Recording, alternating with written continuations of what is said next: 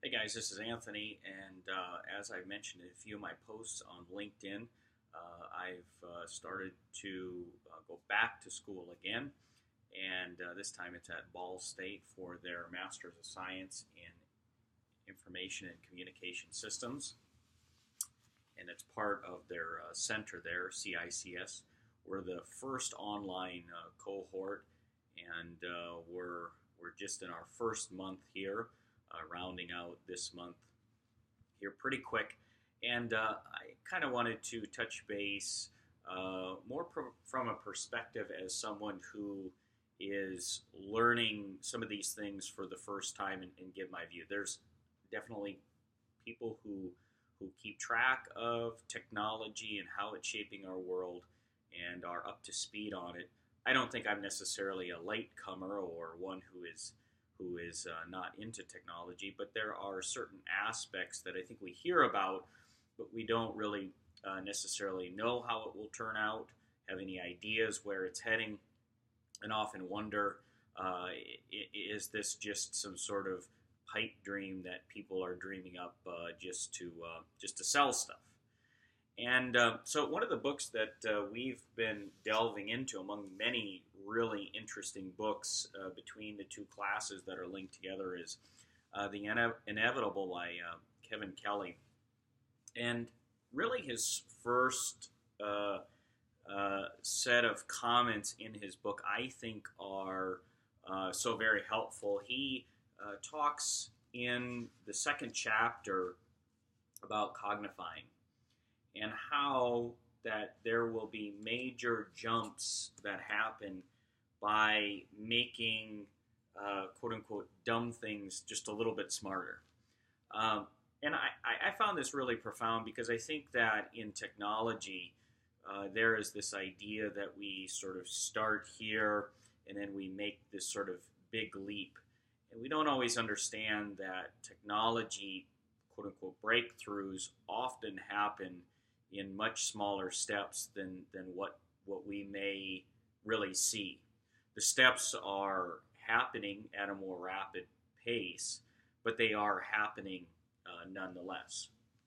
And so the difference that I really see in some of this technology that, again, as more of a user and consumer of it rather than a developer of it, but someone who is actively looking into where it is leading us into the future. What I found very interesting was the fact that there is going to be, or at least he predicts, a move for artificial intelligence to be nearly free and nearly like electricity, meaning that you plug into it when you need it for something.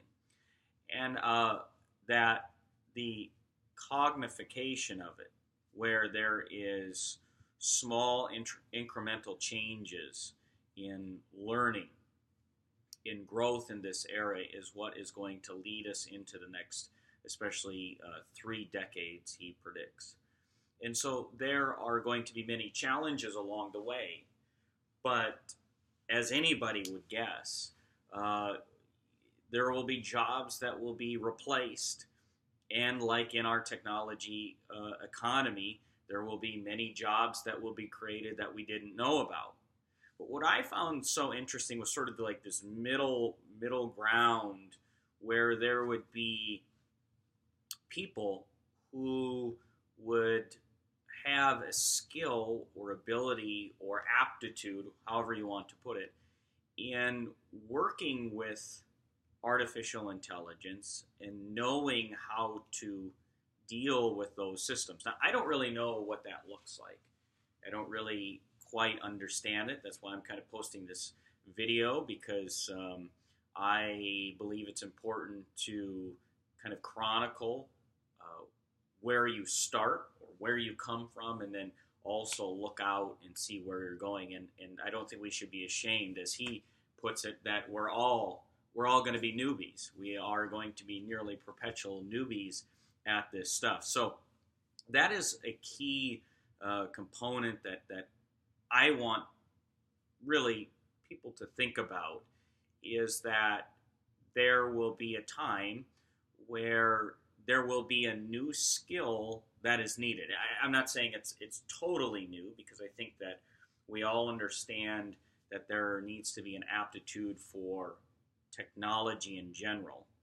But there will be sort of this new component in our economy where there will be people who will have a skill in understanding people, technology, but how they come together through artificial intelligence, and how learning is not only happening by people, but also by machine.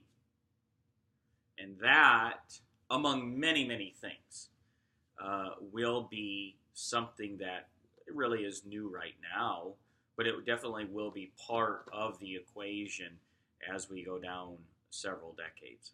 I definitely encourage you to read this book, or just peruse it, get it from your library, maybe skim through some pages. There's a few videos of the author out there, definitely someone who's been on the cutting edge of technology for a very, very long time through Wired magazine. And definitely a person who admits when they were wrong about the future. So I'm not saying that this book necessarily is just going to tell you the future exactly, but I think it is a somewhat guided roadmap to where generally we are heading, some of the challenges that we will face, and some of the ideas that probably will catch on.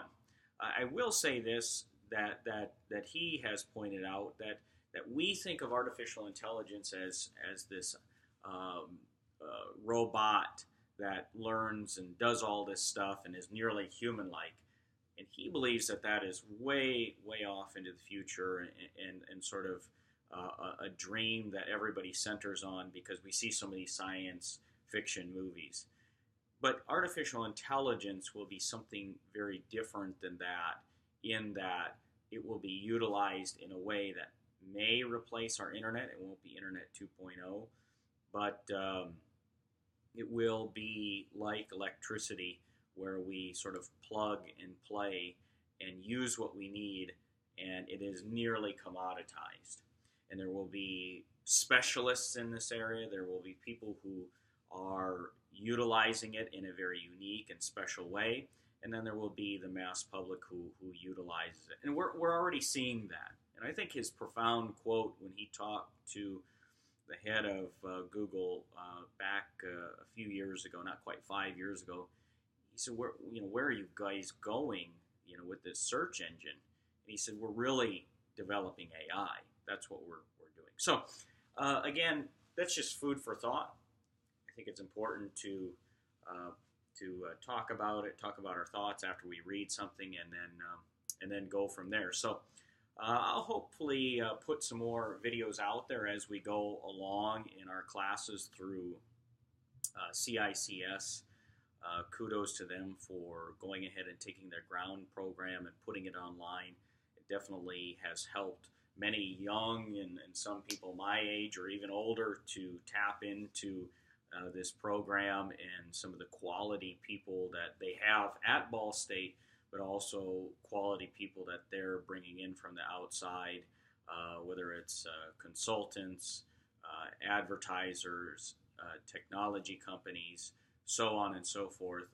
So far, not just the material has been of quality, but the people that we've interacted in this short time has been of utmost quality. So if you do know somebody, this is not a paid commercial, but if you do know somebody who is interested in the interplay, for lack of a better term, of IT and an MBA, definitely shoot them over to CICS, Dr. Trinkle, or someone else who is listed on their webpage, and I'm sure they would be glad to talk to you. They really gave me a tremendous opportunity that I didn't even think was possible 6 months ago, let alone even about 3 months ago. So kudos to them for allowing several of us to be in this first online cohort. Appreciate your time, and feel free to comment below. Thanks.